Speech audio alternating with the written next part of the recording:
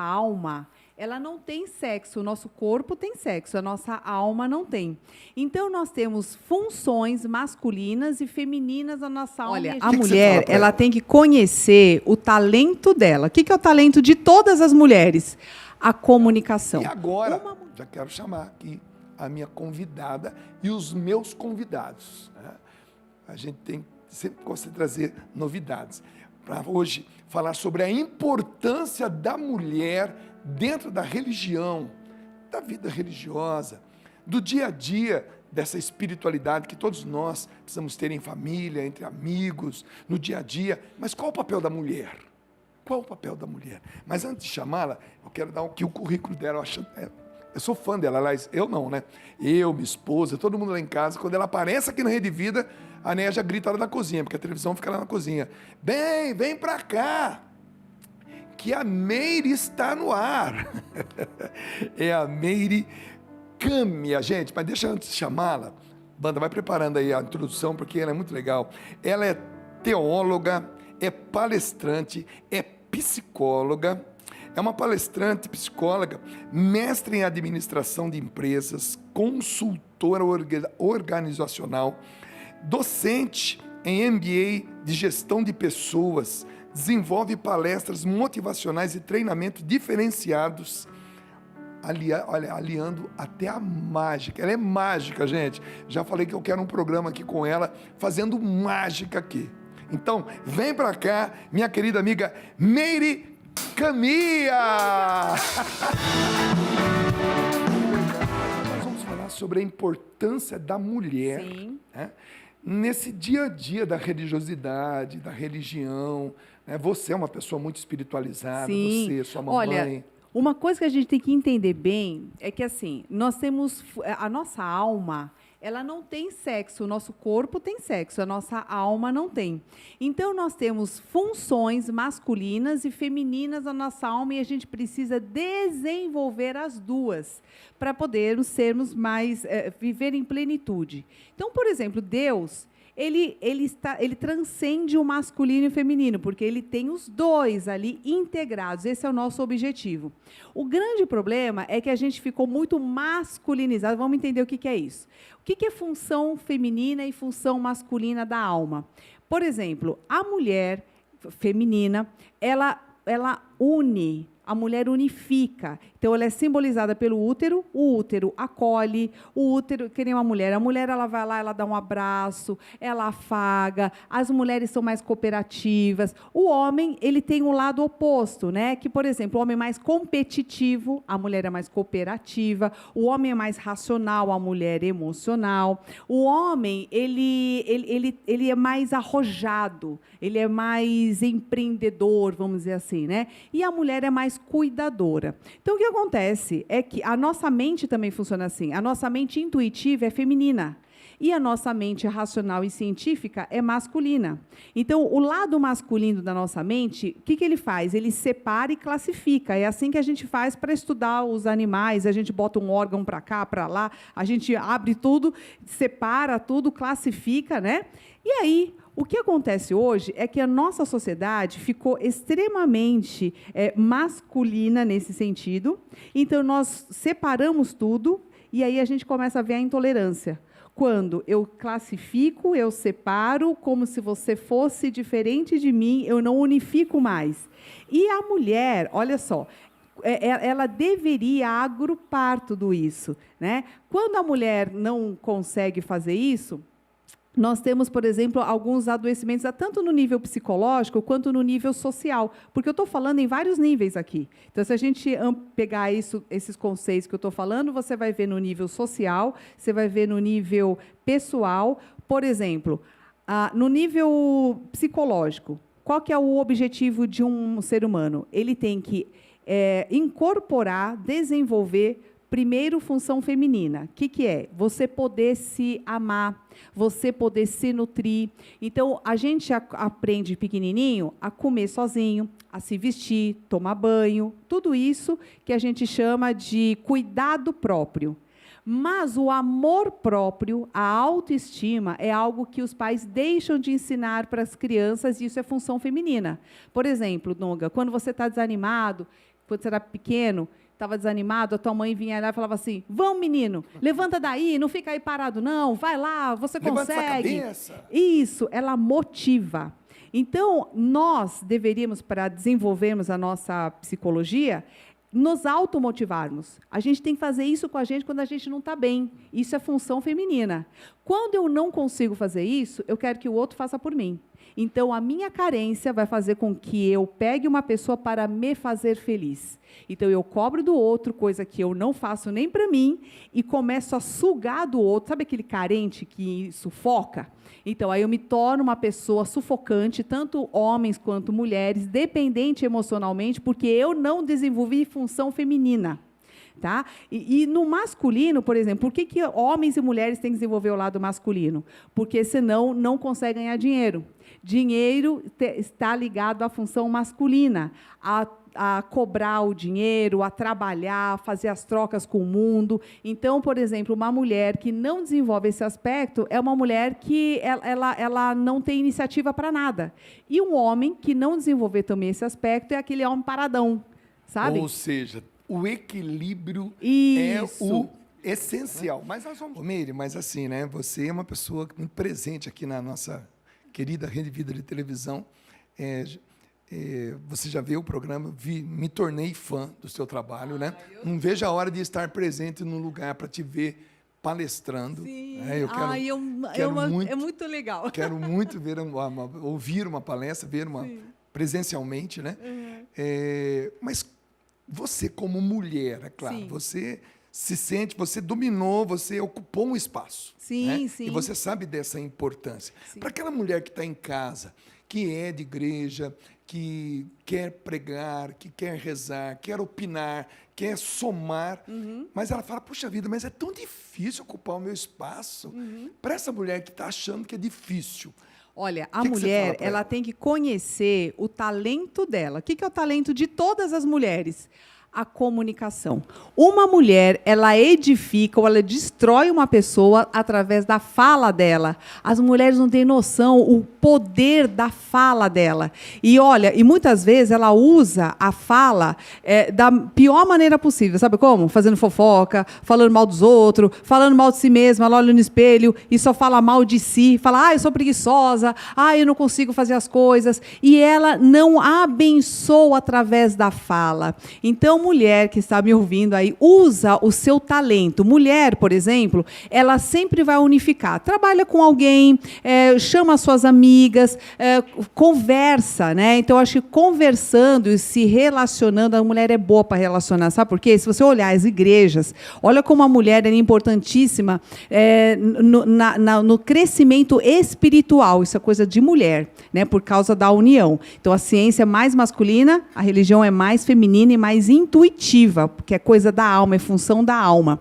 Então, essa mulher, quando ela casa, por exemplo, o homem, depois que o homem casa, ele fica melhor. Ele consegue mais coisas. O homem, quando ele não casa ainda, ele está tão na vida caçando mulher que parece ele... que a vida anda depois que você casa. Isso, por quê? Porque ela direciona a vida do homem, o homem acalma ali, não tem que caçar mais, entendeu? Aí ele volta a mente para o trabalho. Então, a mulher, ele ensina esse homem a ser o aspecto feminino, ser mais cuidador, mais responsável. As virtudes, você vai falar de esperança, todas essas virtudes são representadas por uma figura feminina. Então, a justiça, por exemplo, é uma mulher. A temperança é uma figura feminina, porque são aspectos da alma, são virtudes, né? Então, a mulher ensina o homem a fazer isso. A mulher ensina o filho a ser mais virtuoso. Esse é o grande legado das mulheres. A gente nunca pode esquecer disso. E como a gente faz? Educando, através da comunicação. Então, a mulher, qualquer coisa que você saiba fazer na sua casa, você pode ensinar outras pessoas. Então, às vezes, a mulher acha que ela tem que fazer uma faculdade, tem que fazer isso, aquilo. Não, o que você já sabe, você já tem. É só você colocar em prática, entendeu? Então, sabe fazer bolo, se você sabe fazer um doce, se você sabe desenhar, se você sabe cantar, você pode colocar isso à disposição.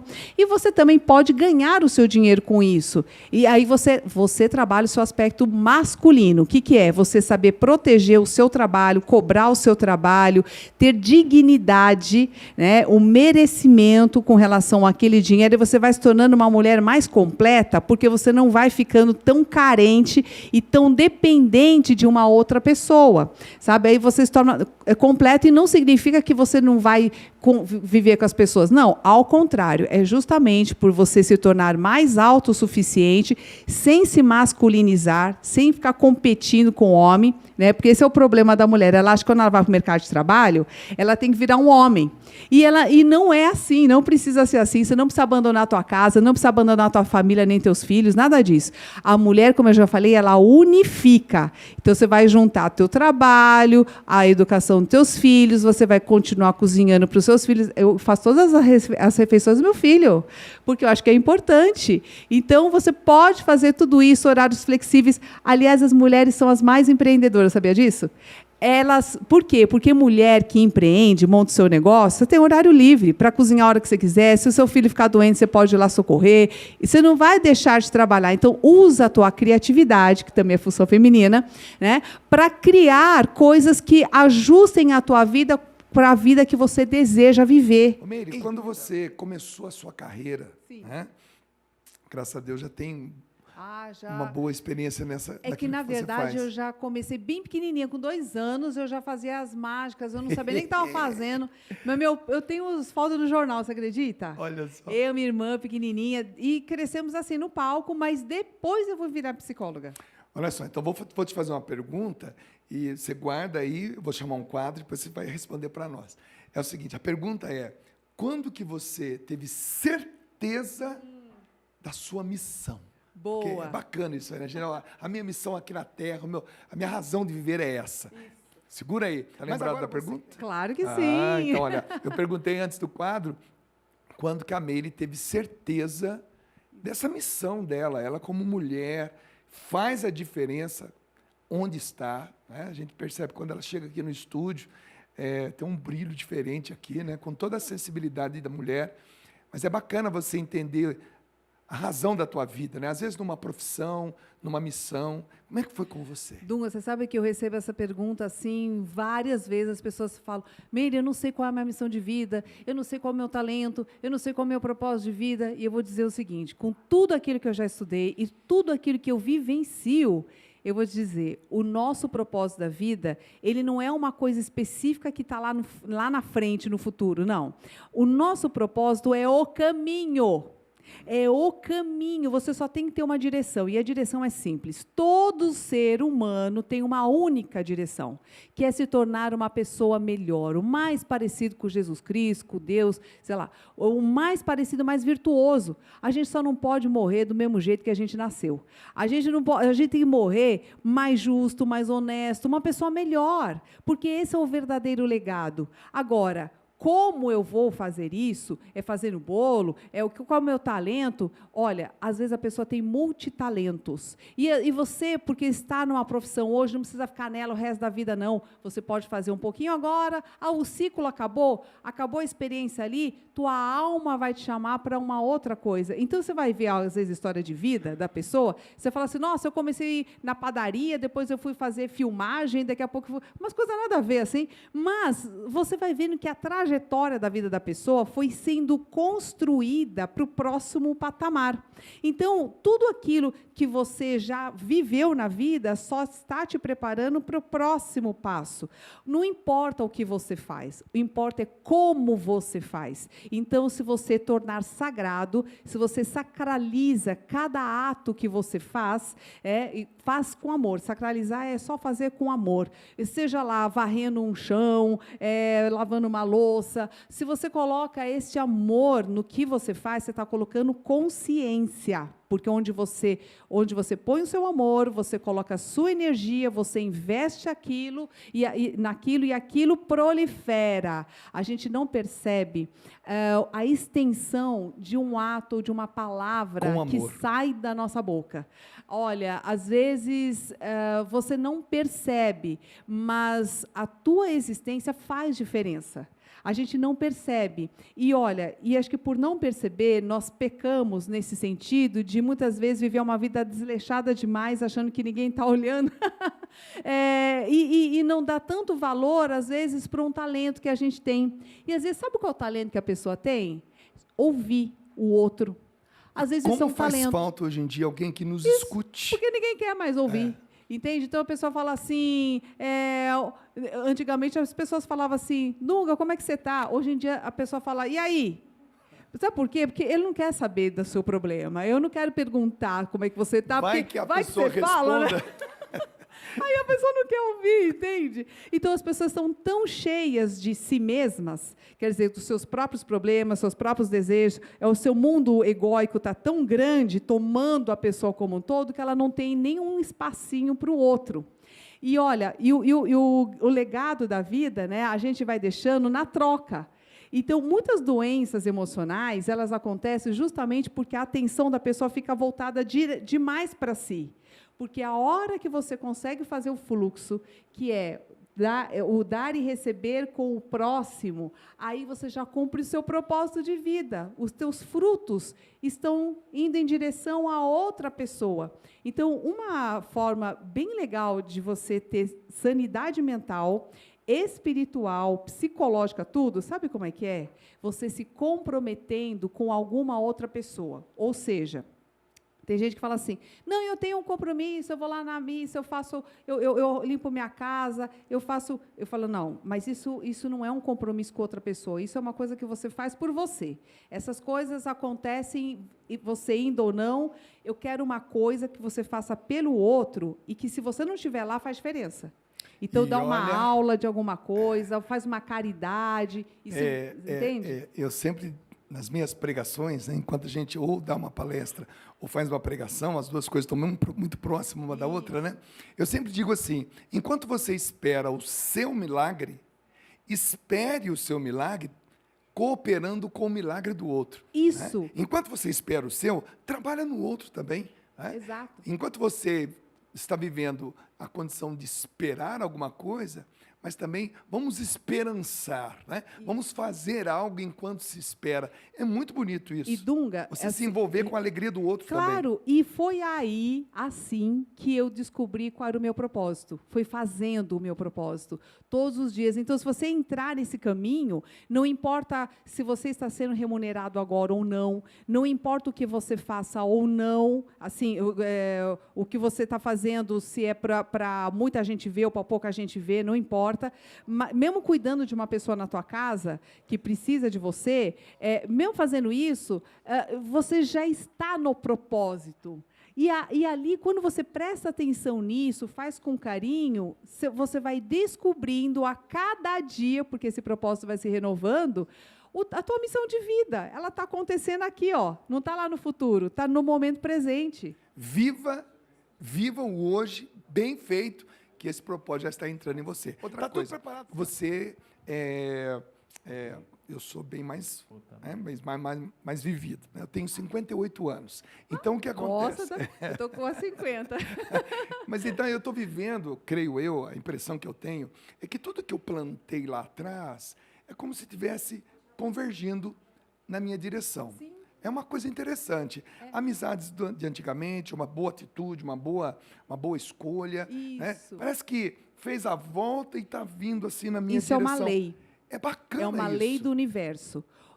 tudo que você dá, você recebe. Só que primeiro você tem que dar para depois receber. E tem gente que quer inverter a lei, quer primeiro receber para depois dar alguma coisa. Então eu falo assim, existe uma lógica no universo. Se você quer mais calor e você tem uma fogueira, você tem que colocar mais lenha na fogueira, você tem que dar aquilo ali, né? Para depois ela vir mais fogo e mais calor. Então não pode ser o contrário. Então a gente tem que entender que a abundância, ela tem esse fluxo. O que é o comportamento anti-abundante? Por que tem gente que vive pobre e vai ficar morrendo pobre? Porque ela faz o inverso. Por exemplo, pensamento e comportamento de anti-abundante é querer tirar vantagem do outro. Como a gente faz isso? E coisas simples, por exemplo, você vai lá no restaurante, rodízio, às vezes a pessoa nem almoça, que é para comer tudo, que é para acabar com o restaurante, você entendeu? Para valer a pena. Para valer a pena. Mas isso é um pensamento de pobre mesmo, sabe? Porque é como se aquilo ali fosse a sua última refeição. E como é que faz o rico? O rico, ele come aquele tanto, independente do valor, porque ele sabe que ele vai ter. E hoje a gente vê, Dunga, a nossa sociedade muito mais obesa do que magra. A gente está sofrendo com doenças decorrentes da obesidade, a diabetes, a pressão alta, problemas circulatórios, um monte de coisa que acaba até afetando nosso sistema de saúde, você entende? Né? Então, mas isso vem desse pensamento da falta. Então, o que é o pensamento generoso de Deus? É abundante, porque Deus já nos deu o melhor, que é a vida. Isso já é a mágica. E o resto, se você pensar bem, não falta. Sabe? A gente fica tanto pensando na falta que aí falta, porque você prega isso para você o tempo todo. Então, a gente tem que saber dar o comando correto para a nossa mente. O comando correto é assim, ó, a nossa mente não é o nosso cérebro. Cérebro, até barata tem cérebro.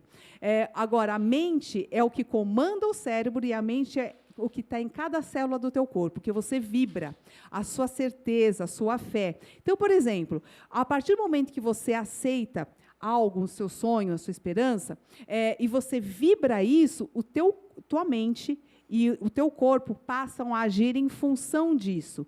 Então, por exemplo, você fala assim, nossa, pregar é tão legal, eu me sinto tão feliz fazendo isso, o teu corpo vibrou. E você vai lá e faz aquilo com amor. Pronto, você já está no seu propósito, você pode ganhar vida fazendo isso, você já está dando e certamente você vai receber. Olha só como é simples. É uma inversão. E é um fluxo. Tão legal. Ô, Miri, eu queria mais uma vez agradecer a sua vinda aqui. Eu que agradeço. Né? E já estou encomendando aqui com a nossa produtora, Aline, um programa para janeiro, se Deus quiser. Com as mágicas. Exato. Você viu, voltará aqui. Deixa eu só fazer uma pontuação aqui que eu falei de pensamento de pobre, se o pessoal ficar falando que eu tenho preconceito. Não, não é. Pobreza, para mim, é um estado de espírito. Sim. Porque existem muitos ricos com mente de pobre, você entendeu? É nesse sentido, tá, gente? Senão eles vão massacrar aqui o programa. Não, mas a gente entendeu, pelo menos eu entendi, e para mim foi muito importante, porque cada um interpreta segundo aquilo que é a sua deficiência ou seu sonho. Então, isso que você falou para mim hoje teve um valor muito grande. Sim. Porque às vezes a gente fica com vãs preocupações, achando que vai secar a fonte, que não vai dar certo. E nunca seca. Exatamente, porque muitas vezes a pessoa fala assim, mas como é que vai ser daqui uma semana, daqui um mês, daqui um ano? Aí acontece alguma coisa que dá certo. É sempre assim. Eu tenho que dizer uma coisa para você, fica tranquilo. Você está preocupado como é que vai ser daqui um ano? Deixa eu dizer para você, Deus já está lá. Isso. Ele é eterno desde sempre, hoje e para sempre. Ele já sabe o final da história, fica sossegado. Olha, Deus abençoe.